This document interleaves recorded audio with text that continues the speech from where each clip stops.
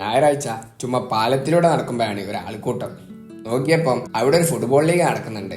അതിന്റെ chief guest ആണെങ്കിലോ ഒരു അറബിയും. ഒരു വെടിക്കെട്ടോടാണ് കളി തുടങ്ങിയത്. ലീഗ് ഇത്തിരി ഗ്രാൻഡാന്നാ തോന്നുന്നത്.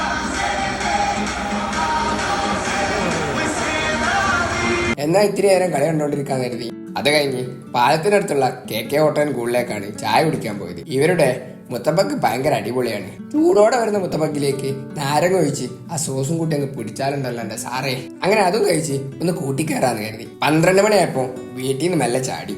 ഒച്ച ഉണ്ടാക്കാതെ രാത്രി വീട്ടിൽ നിന്ന് ഇറങ്ങാന്നുള്ളത് ഒരു ഒന്നൊന്നര ടാസ്ക്കാണ്. ഞാനൊരു കട്ട ബായ്സാഫാനായതുകൊണ്ട് തന്നെ എൽ ക്ലാസിക്കോ കാണാനാണ് ഇറങ്ങിയത്. 12 മണിയായിട്ടും ഒരു കളി കഴിഞ്ഞില്ല. ഫൈനലാണ് നടന്നുകൊണ്ടിരിക്കുന്നത്. എന്നാൽ കുറച്ചു നേരം അത് കണ്ടോണ്ടിരിക്കാൻ കരുതി. അപ്പോഴേക്കും എൽ ക്ലാസിക്കോ തുടങ്ങിയിരുന്നു.